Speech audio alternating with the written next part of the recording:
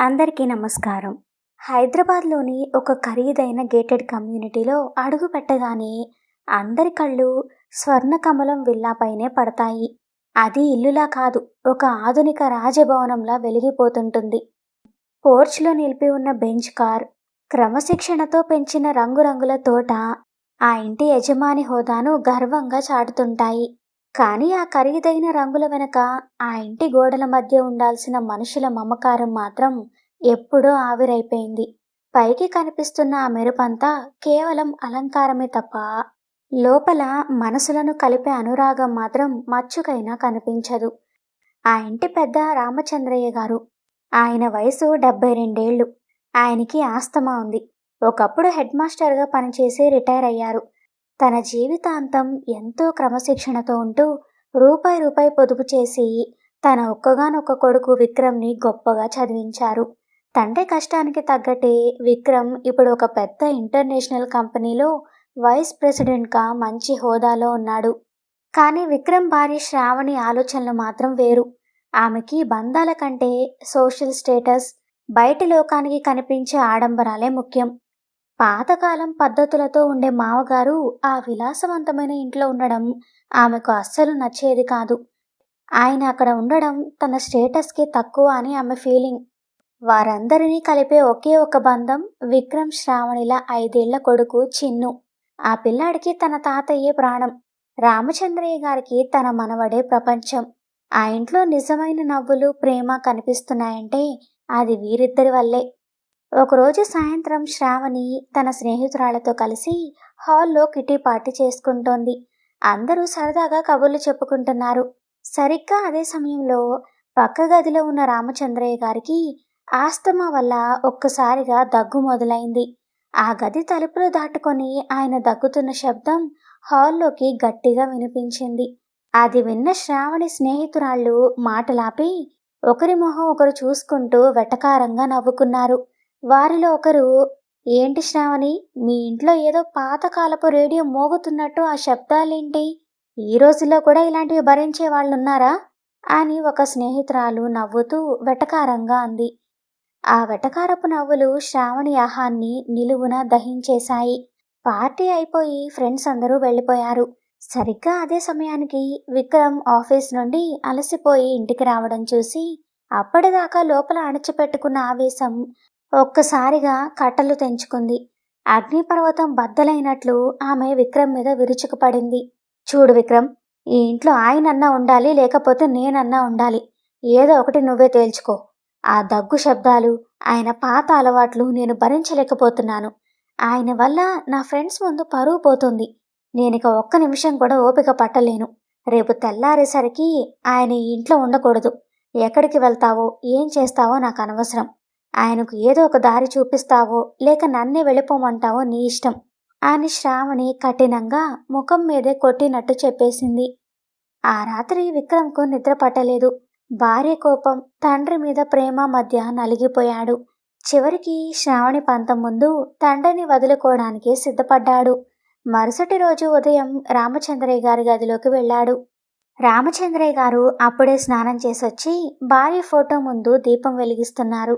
"నాన్న, నీ ఆరోగ్యం గురించి ఆలోచించాను. సిటీలో ఈ దుమ్ము కాలుష్యం వల్ల నీ దగ్గు తగ్గట్లేదు. ఊరికి దూరంగా ఒక మంచి నేచర్ క్యూర్ సెంటర్ ఉంది. అక్కడ స్వచ్ఛమైన గాలి దొరుకుతుంది. ఒక 2 నెలలు అక్కడ ఉంటే నీ ఆరోగ్యం కుదుట పడుతుంది" అని తలదించుకొని అబద్ధం చెప్పాడు. కొడుకు తన కళ్ళలోకి చూడలేకపోతుంటేనే రామచంద్రయ్య గారికి అసలు విషయం అర్థమైపోయింది.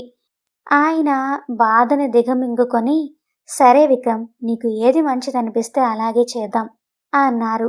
ఆయన తన భార్య ఫోటోను, కొన్ని పాత పుస్తకాలను ఒక సంచిలో సర్దుకున్నారు. వెళ్ళేటప్పుడు తన మనవడు చిన్ను తాతయ్య చొక్కా పట్టుకొని ఏడుస్తున్న శ్రావణి బలవంతంగా పిల్లాన్ని లోపలికి తీసుకువెళ్ళి తలుపు వేసింది. నగరం హడావిడి దాటి శివార్లలో నిశ్శబ్దంగా ఉన్న ఆశ్రయ వృద్ధాశ్రమం ముందు కార్ ఆగింది. విక్రమ్ కార్ దిగి అక్కడ నిర్వాహకుడికి 3 నెలల ఫీజు అడ్వాన్స్గా కట్టి కనీసం తండ్రి కళ్ళలో కూడా చూడకుండా ఆయన్నక్కడే వదిలేసి తన బాధ్యత తీరిపోయిందన్నట్టు వేగంగా కారు పోనిచ్చాడు. వెళుతున్న కారు వైపు రామచంద్రయ్య గారు రెప్ప వేయకుండా చూస్తూ ఉండిపోయారు. ఆశ్రమంలో రామచంద్రయ్య గారికి ఒక చిన్న గదిని కేటాయించారు. ఆయన తన సంచిని పక్కన పెట్టి కిటికీ దగ్గర దిగులుగా కూర్చునుండగా శివయ్య అని ఆయన నవ్వుతూ లోపలికొచ్చారు. శివయ్య గారు ఒకప్పుడు పెద్ద బిజినెస్ మ్యాన్. ఏమండి రామచంద్రయ్య గారు, కొత్తగా వచ్చారు కదా, ఆ దిగులు సహజమే. కానీ ఒకటి గుర్తుంచుకోండి, ఇక్కడ ఉన్న మనందరి కథలు ఇంచుమించు ఒకటే. మనల్ని వదిలించుకోవడానికి వాళ్ళు ఏ అబద్ధం చెబితేనేం, మనం వాళ్లకు భారమైపోయామనే చేదు నిజమే మనల్ని ఇక్కడికి చేర్చింది. ఇక ఆ పాత జ్ఞాపకాలను వదిలేసి ఇక్కడి మనుషులతో స్నేహం చేయడం నేర్చుకోండి అంటూ ఓదార్పుగా చెప్పారు. రామచంద్రయ్య గారు శివయ్య మాటల్లోని నిజాన్ని అర్థం చేసుకున్నారు. మెల్లగా ఆ ఆశ్రమ జీవితానికి అలవాటు పడ్డారు. ఖాళీగా ఉండలేక అక్కడ ఉన్న మొక్కలకు నీళ్లు పోయడం, చిన్న చిన్న పనులు చేయడం లాంటివి చేస్తూ మనసుని మళ్లించుకునేవారు. అయితే ఎంత అలవాటు పడినా కన్న ప్రేమని చంపుకోలేకపోయారు. ప్రతి ఆదివారం రాగానే ఈరోజైనా విక్రమ్ తన్ని చూడడానికి వస్తాడేమో అన్న ఆశతో కళ్ళు కాయలు కాచేలా ఆ మెయిన్ గేట్ వైపు చూస్తూ ఉండేవారు. ఒకరోజు ఆశ్రమానికి ఒక కొత్త ఆవిడ వచ్చింది. ఆమె ముఖం చూస్తుంటేనే పుట్టెడు దుఃఖంలో ఉన్నట్టు అర్థమవుతోంది. ఆమె పేరు శాంతమ్మ. ఆశ్రమంలో అడుగు పెట్టినప్పటి నుండి ఆమె ఎవరితోనూ కలవలేదు. కనీసం తలెత్తి ఎవరిని చూడలేదు. ఒకే చోట దీనంగా కూర్చొని శూన్యంలోకి చూస్తూ ఉండిపోయింది. అది చూసిన ఆశ్రమ నిర్వాహకుడు రామచంద్రయ్య గారి దగ్గరకు వచ్చి, సార్, ఈ శాంతమ్మ గారు ఇక్కడికి వచ్చినప్పటి నుండి ఎవరితోనూ ఒక్క ముక్క కూడా మాట్లాడడం లేదు. అసలు అన్నం కూడా సరిగ్గా ముట్టడం లేదు. మీరు కొంచెం ఆవిడ దగ్గరికి వెళ్ళి మాట్లాడి కాస్త ఓదార్చి చూడండి అని కోరాడు. రామచంద్రయ్య గారు నెమ్మదిగా ఆమె దగ్గరకు వెళ్ళి, ఏమ్మా, ఎందుకలా దిగులుగా కూర్చున్నారు? అంత బాధ మనసులో పెట్టుకుంటే ఆరోగ్యం పాడవుతుంది. ఏదైనా ఉంటే చెప్పండి, మనసు తేలిక పడుతుంది అన్నారు. ఆ మాట వినగానే ఆమె మెల్లగా కళ్ళు తుడుచుకుంటూ తల పైకెత్తి చూసింది. ఆమె ముఖం చూడగానే రామచంద్రయ్య గారికి ఒక్కసారిగా కళ్ళు బైర్లు కమ్మాయి. ఎందుకంటే అక్కడ దీనంగా కూర్చుని ఉన్నది మరెవరో కాదు, తన కోడలు శ్రావణికి కన్న తల్లి శాంతమ్మ గారు. రామచంద్రయ్య గారు ఆశ్చర్యంతో నోట మాట రాక కాసేపటికి తేరుకొని ఇలా అడిగారు, శాంతమ్మ గారు, మీరేంటిక్కడ? మీ అబ్బాయి శరత్ మిమ్మల్ని కళ్ళల్లో పెట్టుకుని చూసుకుంటున్నాడని, అసలు మీకు ఏ లోటు రానివ్వడం లేదని శ్రావణి ఎప్పుడూ గర్వంగా చెబుతుంటుంది కదా. మరి అన్నీ ఉన్న మీరు ఇలా ఈ వృద్ధాశ్రమంలో ఉండడం ఏంటి? అసలేం జరిగింది అని చాలా ఆవేదనగా అడిగారు. శాంతమ్మ గారు ఆ మాట వినగానే బోరున ఏడ్చేశారు. అంతా నా కర్మ రామచంద్రయ్య గారు. నా కొడుకు కోడలు నా ఆస్తి అంతా వాళ్ళ పేరు మీద రాపించేసుకున్నారు. ఇక వాళ్ళకి నా అవసరం ఏముంది? నన్ను భారం అనుకున్నారు. అమ్మా, నీకు కాళ్ళు నొప్పులు బాగా ఎక్కువ అయ్యాయి కదా, సిటీ బయట ఒక మంచి ఆయుర్వేద ఆసుపత్రి ఉంది. అక్కడ ఒక 2 నెలలు ఉంటే చాలు, నొప్పులన్నీ తగ్గిపోయి మళ్ళీ హాయిగా నడవచ్చు అని అబద్ధం చెప్పి ఇక్కడ వదిలేశారు. నా కూతురు శ్రావణికి ఒక్క ఫోన్ చేస్తానన్నా వినలేదు. అక్కడ ఫోన్లు వాడకూడదమ్మా అని చెప్పి నా మొబైల్ కూడా లాగేసుకున్నారు అంటూ తన గోడు వెళ్ళగక్కారు. రామచంద్రయ్య గారు ఆ మాట విని షాక్ అయ్యారు. తన కొడుకు తనకి ఏ అబద్ధం చెప్పి ఇక్కడికి పంపించాడో, శ్రావణి అన్నయ్య కూడా వాళ్ళ అమ్మకి అదే అబద్ధం చెప్పి ఇక్కడ పడేశాడని తెలిసి ఆయనకు నోట మాట రాలేదు. రామచంద్రయ్య గారు వెళ్ళిపోయాక ఇల్లు ప్రశాంతంగా ఉంటుందని విక్రమ్, శ్రావణి అనుకున్నారు. కానీ సీన్ రివర్స్ అయింది. చిన్ను అసలు మునిపటిలా హుషారుగా లేడు. పూర్తిగా మారిపోయాడు. వాడు తాతయ్య కావాలని గొడవ చేయడం లేదు, కానీ మౌనంగా ఉంటున్నాడు. ఎప్పుడూ ఇల్లంతా పరిగెడుతూ అల్లరి చేసే పిల్లాడు ఇప్పుడు ఒక మూలన కూర్చొని గంటల తరబడి ఏవో బొమ్మలు గీసుకుంటూ తనలో తాను ఉండిపోతున్నాడు. ఒకరోజు శ్రావణి ఇల్లు సర్దుతుండగా చిన్ను గీసిన ఒక డ్రాయింగ్ పేపర్ ఆమె కంటపడింది. అది చూడగానే ఆమెకు ఒక్కసారిగా ఒళ్ళు జలధరించింది. అందులో చింటూ ఒక పెద్ద కారు బొమ్మ గీశాడు. ఆ కారులో తాతయ్యను ఎక్కించి ఒక చోట వదిలేస్తున్నట్టు వేశాడు. దాని పక్కనే తను కూడా ఒక పెద్ద కారు డ్రైవ్ చేస్తున్నట్టు గీసి ఆ కారు వెనక సీట్లో తన అమ్మా నాన్నలను కూర్చోపెట్టి రోడ్డు మీద వదిలేస్తున్నట్టు బొమ్మ వేశాడు. కింద waiting for my turn to drive నేను కారు నడిపే రోజు కోసం ఎదురు చూస్తున్నాను అని రాశాడు. అది చూసి శ్రావణికి గొంతులో పచ్చివెలక్కాయ పడ్డట్టయింది. శ్రావణి ఆ డ్రాయింగ్ పట్టుకొని వణికిపోతూ విక్రమ్ దగ్గరకు పరిగెత్తింది. ఆ బొమ్మ చూడగానే విక్రమ్ నోట కూడా మాట రాలేదు. తండ్రిని వదిలించుకున్నామని వాళ్ళనుకుంటే తమ కొడుకు తమను వదిలించుకోవడానికి అప్పుడే ప్లాన్ చేస్తున్నాడని అర్థమై ఇద్దరిలోనూ ఒక తెలియని భయం మొదలైంది. సరిగ్గా అదే టైంలో విక్రమ్కి ఒక పెద్ద సమస్య వచ్చి పడింది. తన కొత్త బిజినెస్ కోసం వాళ్ళ ఊర్లో ఉన్న ఇల్లు అమ్మితే తప్ప అతనికి 10 కోట్లు వచ్చేలా లేవు. కానీ ఆ ఇల్లు అమ్మాలంటే తండ్రి రామచంద్రయ్య గారి సంతకం ఖచ్చితంగా ఉండాలి. విక్రమ్ శ్రావణి ఇద్దరూ కూర్చొని లోతుగా ఆలోచించారు. విక్రమ్, చిన్ను ఇలా అయిపోతుంటే నాకు భయం వేస్తోంది. వాడి మనసులో మనం మావయ్యకు చేసిన అన్యాయం బలంగా నాటుకుపోయింది. కనీసం మావయ్యని అప్పుడప్పుడు కల్పిస్తే వాళ్ళు మార్పు వస్తుందేమో. ఎలాగో ఇప్పుడు మనకి ఆస్తి పేపర్ల మీద సంతకం కూడా కావాలి కదా. చిన్నుని తీసుకొని ఆశ్రమానికి వెళ్దాం అని శ్రావణి అంది. విక్రమ్కి కూడా అది కరెక్టే అనిపించింది. వెంటనే చిన్నుని తీసుకొని ముగ్గురు కలిసి ఆశ్రమానికి బయలుదేరారు. సాయంత్రం ఆశ్రమం ముందు కారు ఆగింది. ఆశ్రమం గేటు దగ్గరికి వెళ్ళగానే లోపల ఒక చెట్టు కింద రామచంద్రయ్య గారు కూర్చొని ఉండడం చూసి చిన్ను ఒక్కసారిగా తాతయ్య అని అరుస్తూ పరిగెత్తుకెళ్ళి ఆయన్ను గట్టిగా కౌగిలించుకున్నాడు. చిన్ను చాలా రోజుల తర్వాత అలా నవ్వుతూ సంతోషంగా ఉండడం చూసి విక్రమ్ శ్రావణిల మనసు కాస్త మెత్తబడింది.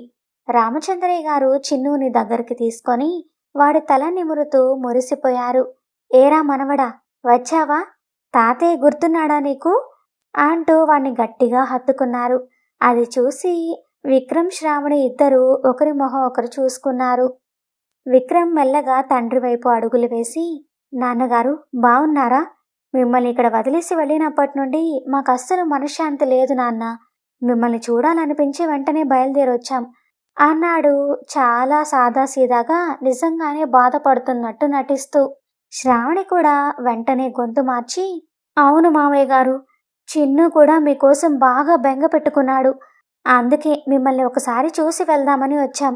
మీకిక్కడ ఏ ఇబ్బంది లేదు కదా అని అడిగింది చాలా ప్రేమగా. రామచంద్రయ్య గారికి వాళ్ళు చూపిస్తున్నదంతా పైపైన ప్రేమేనని అర్థమవుతూనే ఉంది. కానీ ఆయన ఏమీ తెలియనట్టే శాంతంగా నవ్వి, సంతోషమమ్మా, మీరంతా ఇలా వచ్చి పలకరిస్తే చాలు, నాకేం తక్కువ, నా ఆరోగ్యం కూడా బానే ఉంది అన్నారు. కాసేపు అది ఇది మాట్లాడాక విక్రమ్ నెమ్మదిగా అసలు విషయం దగ్గరికి వస్తూ, నాన్నగారు, అది ఒక చిన్న విషయం. బిజినెస్లో ఒక మంచి అవకాశం వచ్చింది. మన ఊరి ఇల్లు అమ్మితే దానికి పెట్టుబడి దొరుకుతుంది. ఆ పేపర్ల మీద మీ సంతకం ఉంటే పని అయిపోతుంది అని చాలా పద్ధతిగా తటపటాయిస్తూనే తన వెంట తెచ్చిన ఆస్తి పేపర్లను నెమ్మదిగా బయటకు తీశాడు. రామచంద్రయ్య గారు విక్రమ్ తెచ్చిన ఆస్తి పేపర్లను అందుకొని వాటిని ఒకసారి నిశితంగా చూశారు. ఆయన మొహంలో ఎలాంటి కోపం లేదు, కేవలం ఒక రకమైన ప్రశాంతత ఉంది. తర్వాత నెమ్మదిగా తల ఎత్తి, సంతకం పెట్టడానికి నాకేం అభ్యంతరం లేదు విక్రమ్, నీ సంతోషమే నాకు ముఖ్యం. అయితే మీరిక్కడి నుండి బయలుదేరే ముందు నాదొక చిన్న కోరిక. ఆ పక్కనే ఒక గది ఉంది కదా, అందులో ఒక ఆవిడ ఉంది. ఆవిడ ఇక్కడికి వచ్చినప్పటి నుండి పాపం చాలా దిగులుగా ఉంటుంది. శ్రావణి, నువ్వు వెళ్ళి ఒకసారి ఆవిడను పలకరిస్తే బాగుంటుంది. కనీసం నీకైనా ఆవిడ తన మనసులో బాధ చెప్పుకుంటుందేమో అని చాలా సున్నితంగా చెప్పారు. శ్రావణికి అయోమయంగా అనిపించింది. మామయ్య గారు, ఇప్పుడు ఎవరో తెలియని వాళ్ళని చూడడం అవసరమా? అసలే టైం లేదు, ప్లీజ్ ముందు ఆ సంతకం పెట్టేస్తే మేము బయలుదేరతాం అని లోపల ఎంత చిరాగ్గా ఉన్నా పైకి మాత్రం బలవంతంగా నవ్వుతూ అడిగింది. కానీ రామచంద్రయ్య గారు పట్టుబట్టారు. కాదు శ్రావణి, నేను చెప్పేది విను. ఒక్క నిమిషం వెళ్ళి ఆ గదిలో ఉన్న వాళ్ళని చూసిరా అని ఆయన గట్టిగా అనేసరికి చేసేదేం లేక విసుగ్గా లోపలికి వెళ్ళింది. గదిలోకి వెళ్ళిన శ్రావణికి ఎదురుగా మంచం మీద నీరసంగా పడుకొని ఉన్న తన తల్లి శాంతమ్మ కనిపించింది. ఆమెను చూడగానే శ్రావణికి ఒక్కసారిగా కళ్ళు తిరిగినంత పనైంది. నోట మాట రాలేదు.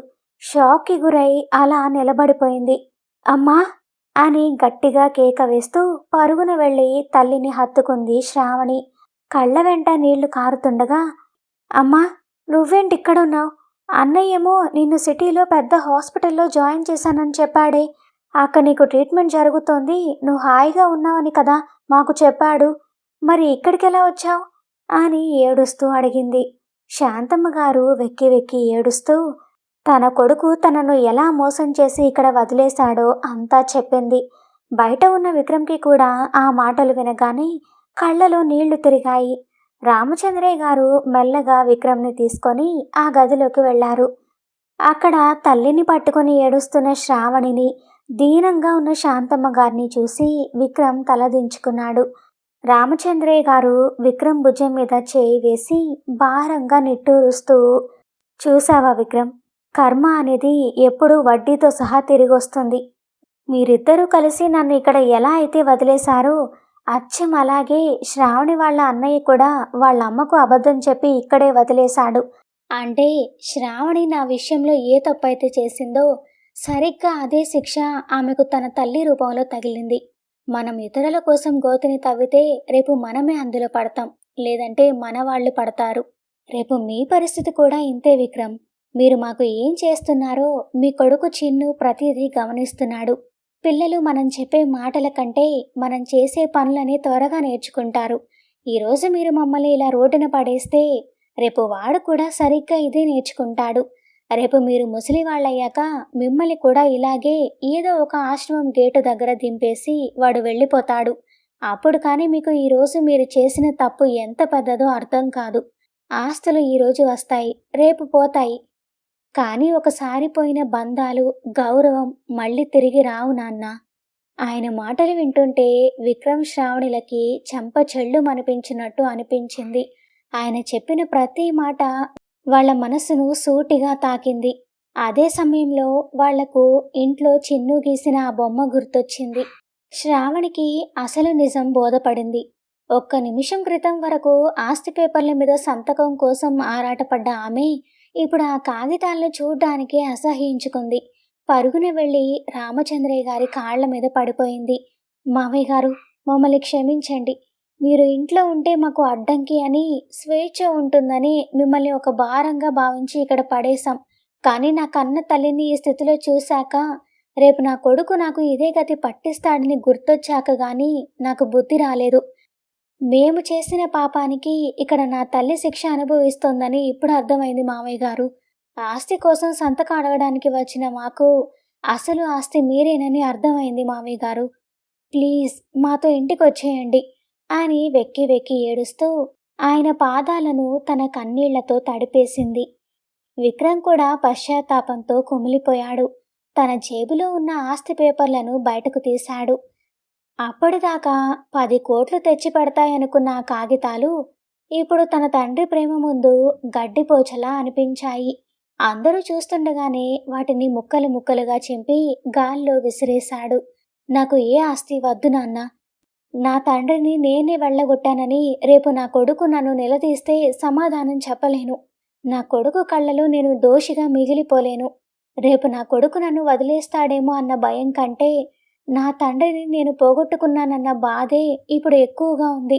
పదండి నాన్న, మిమ్మల్ని అత్తయ్య గారిని ఇప్పుడే ఇంటికి తీసుకువెళ్తాను అని తండ్రిని గట్టిగా హత్తుకున్నాడు.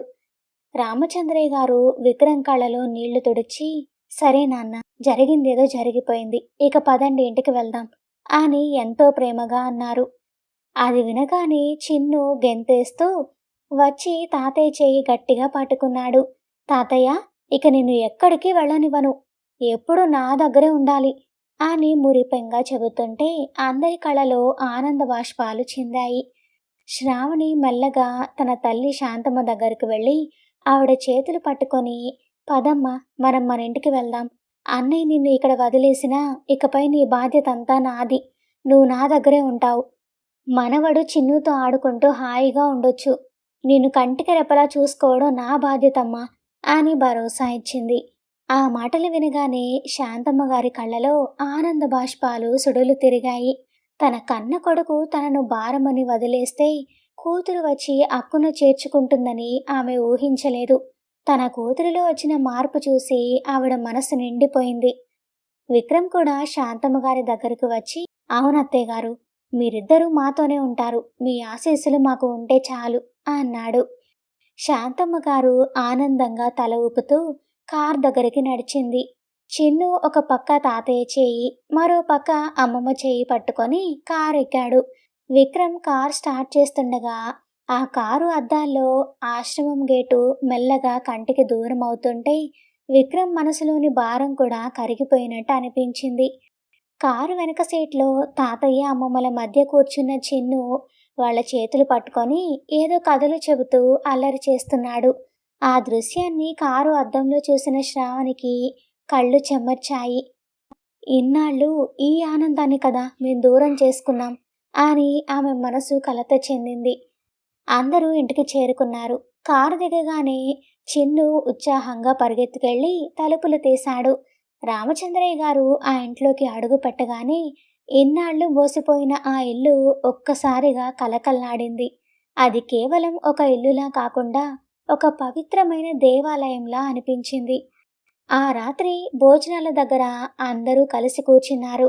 చిన్ను తన తాతయ్యకు అన్నముద్దలు తినిపిస్తూ కబుర్లు చెబుతుంటే ఆ దృశ్యాన్ని చూసి విక్రమ్ శ్రావణి మనసు నిండిపోయింది.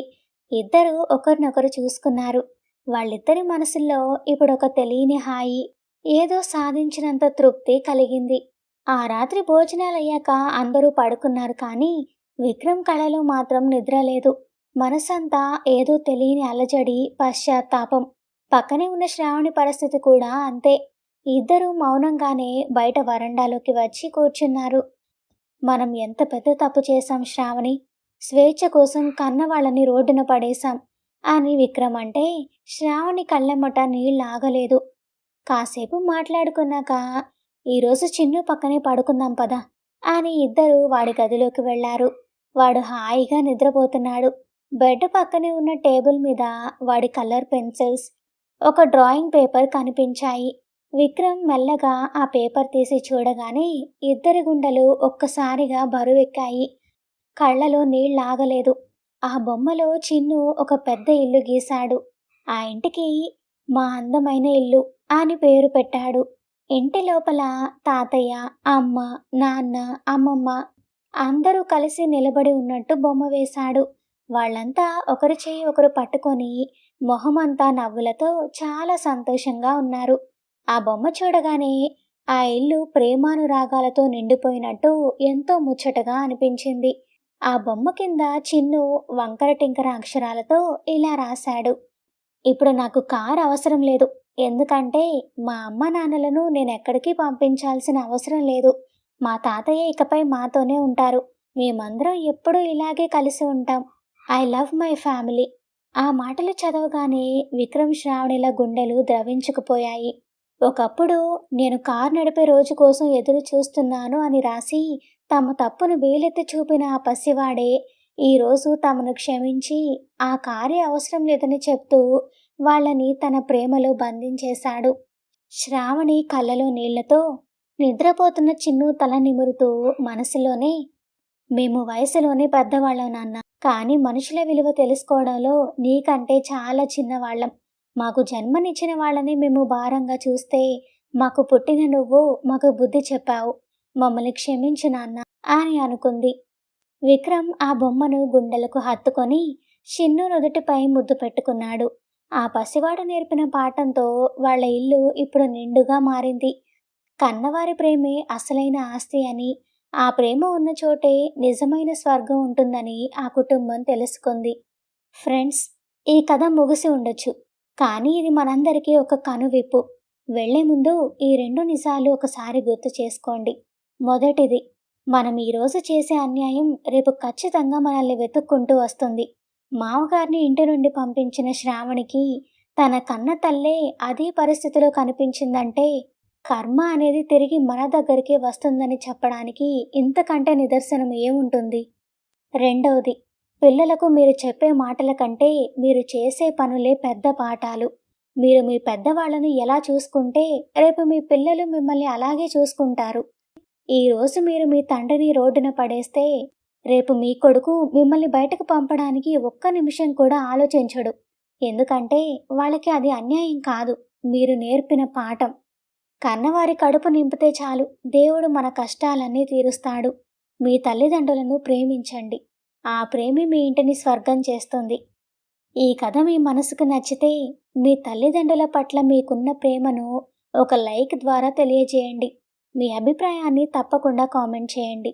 ఇలాంటి మరిన్ని మంచి కథల కోసం మన ఛానల్ని ఇప్పుడే సబ్స్క్రైబ్ చేసుకోండి. అలాగే ఈ వీడియోని మీ ఫ్రెండ్స్ అండ్ ఫ్యామిలీకి షేర్ చేసి అందరిలో మార్పు తీసుకురావడానికి సహాయపడండి. మరో మంచి కథతో మళ్ళీ కలుద్దాం. Thank you for listening.